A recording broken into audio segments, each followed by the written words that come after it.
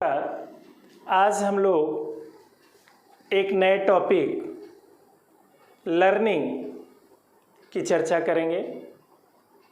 Learning यानी अगर हम हिंदी में इसकी बात करें तो अधिगम या सीखना काफ़ी इम्पोर्टेंट टॉपिक है और इसके विषय में थोड़ा सा अगर हम जिक्र करें तो किसी से भी अगर हम बात करते हैं तो यही कहता है कि क्या तुमने सीखा है, तुम कितना सीख चुके हो, तुम कैसे सीख रहे हो, तुम्हें इतनी भी सीख नहीं है। इट मीन्स कहीं ना कहीं हम डे टू डे लाइफ में हमेशा सीखने की बात करते हैं, अधिगम की बात करते हैं। तो अधिगम का सिंपल सा अर्थ है व्यवहार में परिवर्तन, चेंज इन बिहेवियर। लेकिन इसमें थोड़ी सी टेक्निकल बातें एंटर होती हैं और इसके अर्थ को और क्लियर करती हैं। तो सबसे महत्वपूर्ण जो बात है कि लर्निंग का जो परिभाषा दी गई है साइकोलॉजिस्ट के द्वारा, सभी ने अपने अपने ढंग से इसकी परिभाषा दी है। तो उसमें ज़्यादा परिभाषाओं का जिक्र न करते हुए हम सबसे महत्वपूर्ण परिभाषा की बात करते हैं।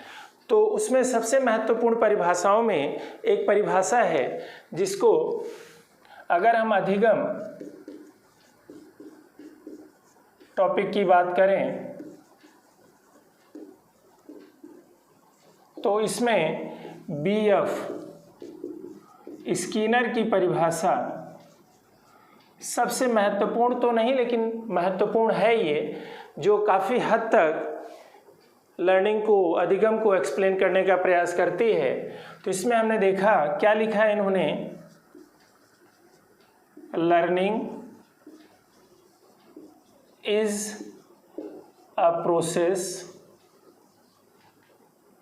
ऑफ प्रोग्रेसिव बिहेवियर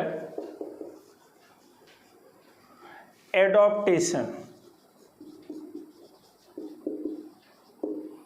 ये परिभाषा है बीएफ स्किनर की। इसका अर्थ है अगर हम हिंदी में एक्सप्लेन करें तो विकासशील व्यवहार का अनुकूलन ही अधिगम है। यानी जैसे जैसे हमारा व्यवहार आगे बढ़ता है, हम समाज के साथ एडजस्ट करते हैं, तो वो जो हमारा एडजस्टमेंट है उससे हमारे व्यवहार में जो क्रमिक रूप से चेंज आता है उसको इन्होंने अधिगम बोला। उसी तरह से एक दूसरा नाम है कोल्ब का। इन्होंने कहा learning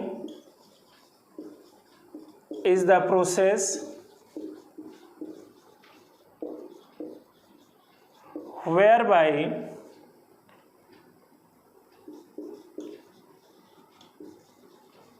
knowledge is created through the transformation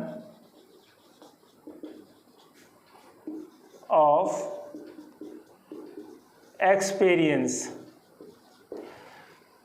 इसका अर्थ हुआ, इन्होंने कहा कि अधिगम एक ऐसी प्रक्रिया है जिसमें ज्ञान का सृजन होता है अनुभव के रूपांतरण के द्वारा। जो हमें अनुभव मिलता है उसके रूपांतरण के द्वारा ज्ञान का जो सृजन होता है वही लर्निंग है। इसी तरह से गेट्स और उनके साथियों ने कहा कि modification of behaviour through experience and training is learning. तो इस तरह से बहुत सारे लोगों ने दिया है। गेट्स की परिभाषा तो एग्ज़ाम में भी पूछी गई थी, पीआरटी के एग्ज़ाम में। तो इस तरह से हमने देखा कि बहुत सारे लोगों ने एक्सप्लेन किया है। लेकिन जो हम एक समराइज जब करते हैं, एक संक्षेप में जब हम इसकी परिभाषा की चर्चा करते हैं तो उसका जो सार है वो निकलता है कि आखिर में लर्निंग है क्या। तो इन लोगों ने तो अपने हिसाब से कहा, तो हमने इसमें देखा कि अधिगम में जो परिभाषाएं दी गई हैं उनको अगर हम व्यवस्थित क्रम में और एक के बाद एक देखने के बाद, परिभाषाओं पर चर्चा करने के बाद जब हम एक निष्कर्ष निकालते हैं तो हमें लगता है कि अधिगम की सबसे उपयुक्त परिभाषा सामान्य तौर पर हो सकती है वो व्यवहार का वांछित परिवर्तन जो लगभग स्थायी हो,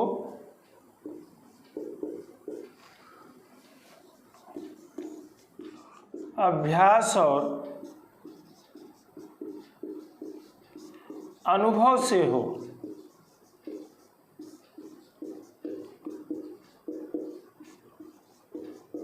अधिगम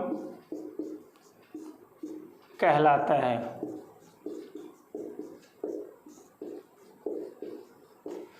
यानी desirable change of behaviour which is relatively permanent, desirable change of behavior which is relatively permanent and through exercise and experience, that is learning।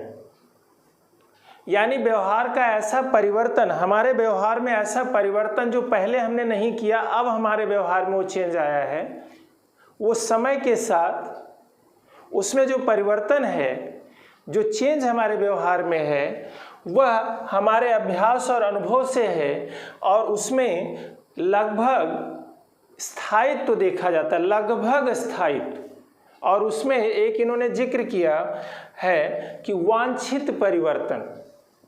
वांछित का मतलब जिसको हम चाहते हैं, desirable change of behaviour which is relatively permanent and through exercise and experience, that is learning. अब हम बात करते हैं इन्हीं को एक्सप्लेन करके। अगर हम बात करें कि अधिगम की क्या विशेषता है, तो पहली विशेषता है कि अधिगम व्यवहार का डिजायरेबल चेंज है। Desirable change of behaviour, desirable का मतलब जिसको हम चाहते हैं। इट मे बी पॉजिटिव और नेगेटिव। ऐसा नहीं है कि हम केवल पॉजिटिव बातों को ही सीखेंगे और वही सीखना है। चोरी करना भी व्यक्ति सीखता है, धोखा देना भी सीखता है, गलत रास्ते अपनाता है, ड्रग्स वगैरह लेना भी सीखता है। तो इसमें मेन रीज़न ये है कि व्यक्ति जिस चीज़ की इच्छा करता है कि मुझे ये चीज़ आ जाए, चाहे वो पॉजिटिव हो चाहे वो नेगेटिव हो, लेकिन जब वो सीखता है तो उसके लिए तो पॉजिटिव ही है, समाज के लिए नेगेटिव। तो पॉजिटिव नेगेटिव कुछ भी हो सकता है। तो डिजायरेबल चेंज ऑफ बिहेवियर पहली विशेषता है अधिगम की। दूसरी विशेषता है ये रिलेटिवली परमानेंट, यानी व्यवहार का जो परिवर्तन है वो लगभग स्थायी है। रिलेटिवली परमानेंट यानी हम कह सकते हैं कि व्यवहार का परिवर्तन थोड़ा कुछ दिनों तक चलेगा। ये नहीं कि जैसे हमने क्रोध में आकर व्यवहार हमारा बदल जाता है, थकान की वजह से, फटीग की वजह से हमारा व्यवहार बदल जाता है, ड्रग्स वगैरह लेने की वजह से।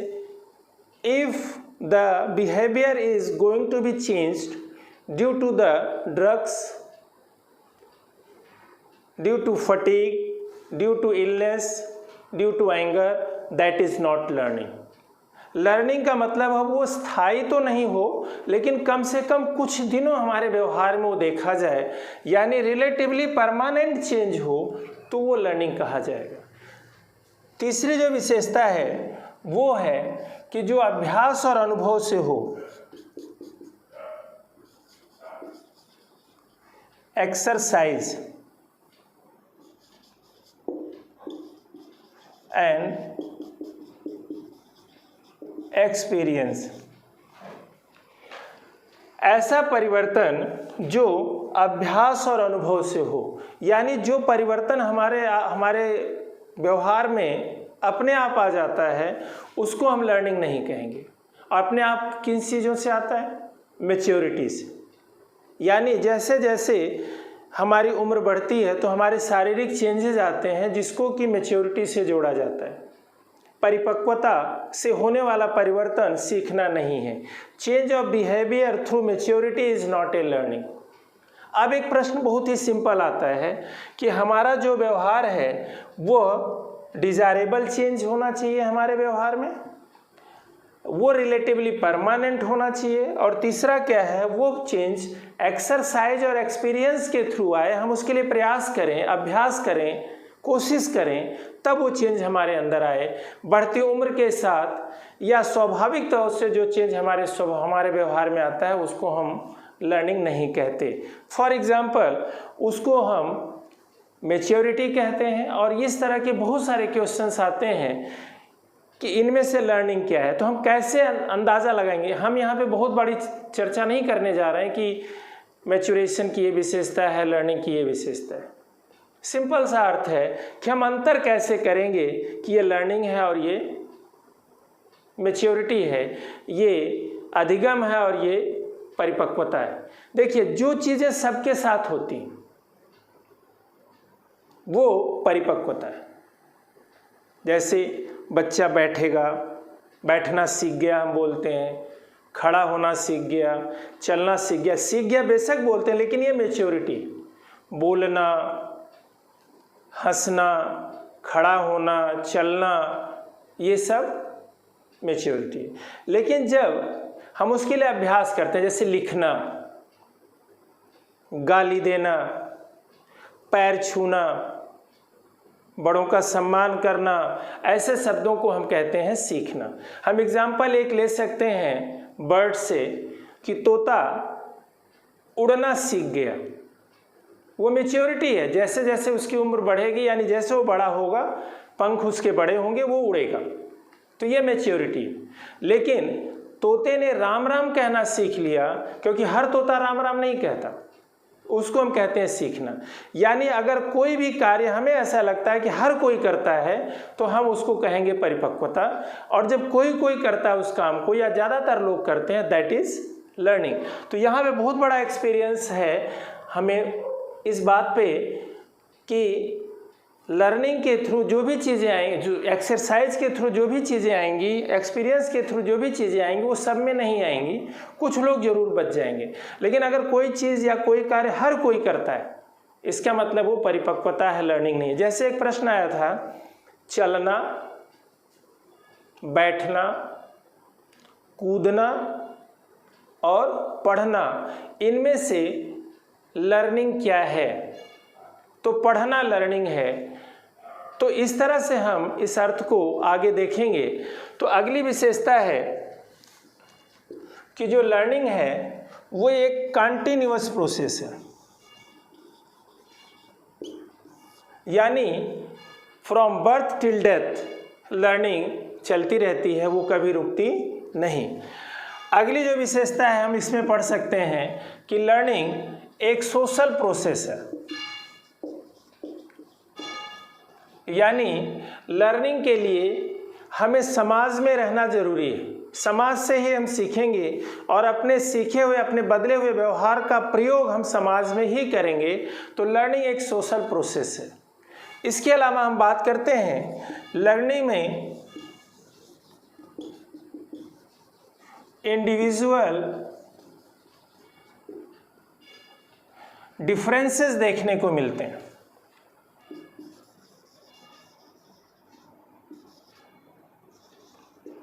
इंडिविजुअल डिफरेंसेस हमें देखने को मिलते हैं।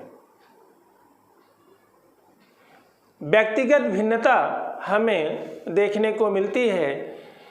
इसका मतलब है कोई ज़्यादा सीखता है, कोई कम सीखता है, कोई तेज़ी से सीखता है, कोई धीरे धीरे सीखता है। तो इस तरह से हम देखते हैं कि लर्निंग में एक व्यक्तिगत भिन्नता देखने को हमें मिलती है। ये भी लर्निंग की विशेषता है। अगली विशेषता है लर्निंग की कि यह वर्टिकल या हॉरिजॉन्टल, दोनों प्रकार की हो सकती है, यानी लंबवत और क्षैतिजी, या ऊर्ध्वाधर भी हम कह सकते हैं और क्षैतिजी। यानी एक व्यक्ति कुछ सीखा हुआ है तो उससे हायर लेवल का सीखता है। जैसे कोई बच्चा 6ठी क्लास का है तो 8वीं क्लास, 7वीं क्लास, अपर क्लास की चीज़ें सीखता है, तो इसको हम कहते हैं कि ये वर्टिकल लर्निंग है। इसी तरह से हॉरिजॉन्टल है कि मतलब सेम लेवल की चीज़ें हैं, एक ही बुक में वो पढ़ रहा है तो उस तरह से कुछ चीज़ों को वो सीखता जा रहा है, दैट इज़ हॉरिजॉन्टल लर्निंग। इसके अलावा ये